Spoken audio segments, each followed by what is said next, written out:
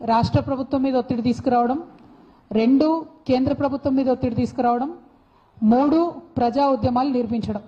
ఈ మూడిటి ద్వారానే BC bill సాధ్యమవుతుంది అనేటటువంటి ఒక పట్టుదలతోని తెలంగాణ జాగృతి ముందుకెళ్ళినటువంటి విషయం మీ అందరికీ తెలుసు.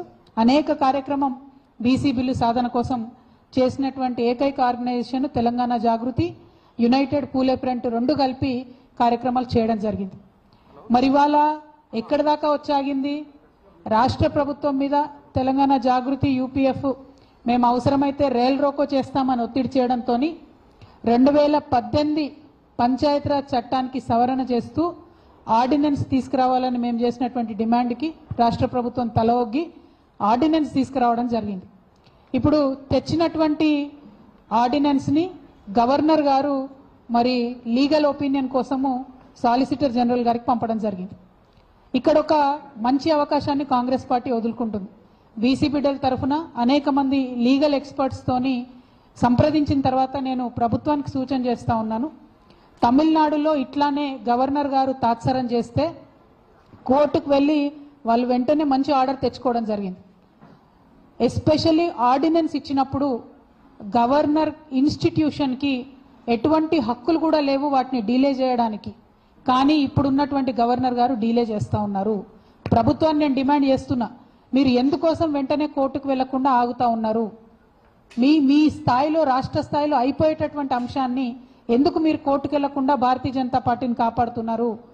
కాంగ్రెస్కు బీజేపీకి ఇంటర్నల్గా ఉన్న అండర్స్టాండింగ్ ఏంటి? ఇది వాళ్ళ బీసీ బిడ్డలకు తెలియాల్సినటువంటి అవసరం ఉంది. ఇక రెండోది, కేంద్ర ప్రభుత్వం దగ్గర ఏదైతే బిల్లు పెండింగ్లో ఉన్నదో దానికి 3 మార్గాలు ఉన్నాయి. ఒకటి, రాష్ట్రపతి గారు ఆమోదించి వెనక్కి పంపొచ్చు, దాంతో సమస్య తీరిపోతుంది, డైరెక్ట్గా రిజర్వేషన్ వస్తుంది. 2, రాష్ట్రపతి గారు రిజెక్ట్ చేయొచ్చు.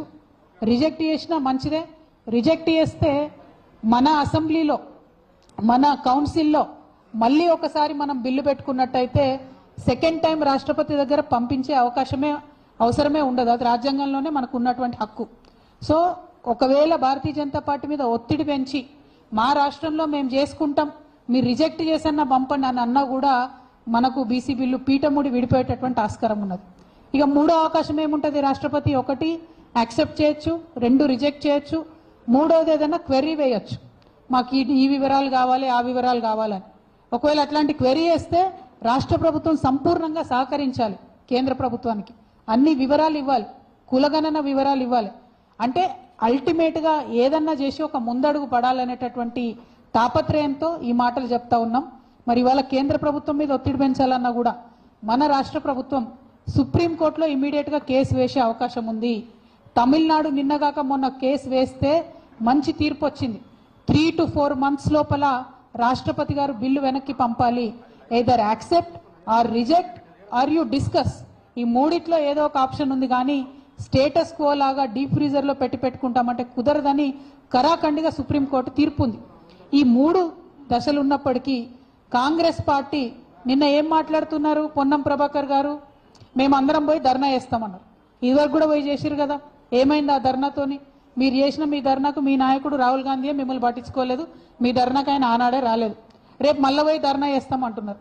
ఓకే, సంతోషం, మంచిది. ఇక్కడ చెప్పేది ఢిల్లీలో చెప్తారు, చేయండి.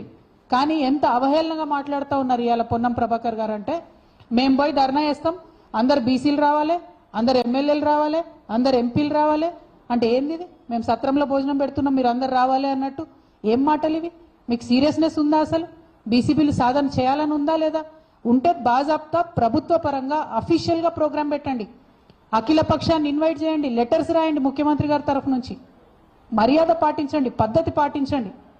ఎట్లా అయితే తెలంగాణ విషయంలో మొత్తం అందరం కూడా 50 మందిని పార్టీలకు అతీతంగా ముందుకెళ్ళి కొట్లాడినామో, బీసీ బిల్లు సాధించాలంటే కూడా అన్ని పార్టీలకు సంబంధించిన అందరినీ ఇన్వైట్ చేయండి, చేసి ఢిల్లీకి తీసుకొని వెళ్ళండి. ఏకపక్షంగా మీరు ఎటుపడితట్టు మాట్లాడతాం, మీరు రావాలి, అందరు రావాలి అంటే ఇది అవతలి వాళ్ళ మీద నెపం నెట్టేటటువంటి ప్రయత్నం తప్పితే సీరియస్నెస్, చిత్తశుద్ధి కనపడతలేదు. కాంగ్రెస్ పార్టీ ఢిల్లీలో తలపెట్టినటువంటి ధర్నా ఏదైతే ఉందో కేవలం బీహార్ ఎన్నికల కోసం చేస్తున్నటువంటి డ్రామా, అంత తప్పితే బీసీల మీద చిత్తశుద్ధి లేదు. మీకు చిత్తశుద్ధి ఉంటే, ధైర్యం ఉంటే కేసు ఎందుకు వేస్తలేరు? రాష్ట్రపతి గారి మీద ఇమీడియట్గా కేసు వేయండి. సుప్రీంకోర్టులో ప్రెసిడెన్స్ ఉంది, తక్షణమే ఆర్డర్ వస్తుంది. చేయాల్సిన పని వదిలిపెట్టి రాజకీయంగా కేవలం దీన్ని సాగదీసేటటువంటి ప్రయత్నం చేస్తున్నారు. ఇక బీజేపీ అయితే ఎంత దారుణం అంటే వాళ్ళు మాట్లాడితే మేము బీసీ సీఎం అంటారు, బీసీ పీఎం అంటారు తప్పితే నిజంగా బీసీ బిడ్డల పక్షాన నిలబడాల్సిన సమయం ఇది. కానీ ఈ సమయంలో నిలబడకుండా తప్పించుకొని తిరుగుతున్నారు. 2 కేంద్ర మంత్రులు ఉన్నారు ఇక్కడ. మరి తెలంగాణ బీసీ బిడ్డల ఆవేదన ఇది అని మాత్రం వాళ్ళు ఒక్క మాట కూడా మాట్లాడతలేరు, చెప్తలేరు. ఇది చాలా దారుణం. మరి 4, 5, 6 తారీఖున నిన్న రాష్ట్ర ప్రభుత్వం ఏదైతే ఢిల్లీలో చేస్తామని చెప్పినారో దీక్ష, ఏం చేస్తారో మరి వాళ్ళు ఒక రోజు కలుస్తారట రాష్ట్రపతిని, ఇంకో రోజు దీక్ష చేస్తారట. ఆ దీక్షకు ఎవరు వస్తారో తెలియదు, ఏమొస్తారో తెలియదు.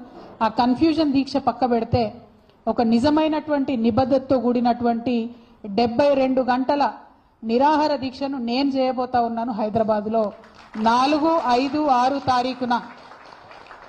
ఆగస్టు 4, 5, 6 తారీఖున నేను ఇదివరకు ఎట్లా అయితే అంబేద్కర్ విగ్రహ సాధన కోసం 72 గంటల నిరాహార దీక్ష చేశానో, బీసీ బిల్లు సాధన కోసం కూడా రాష్ట్ర కేంద్ర ప్రభుత్వాలపై ఒత్తిడి పెంచడానికి, మన తెలంగాణ రాష్ట్రంలో బీసీ బిడ్డలకు ఎంత అవసరం ఉంది బీసీ బిల్లు అనేటటువంటి అంశాలని ప్రపంచానికి తెలియజెప్పడానికి తెలంగాణ జాగృతి అధ్యక్షురాలుగా, తెలంగాణ బిడ్డగా, ఒక సోదరి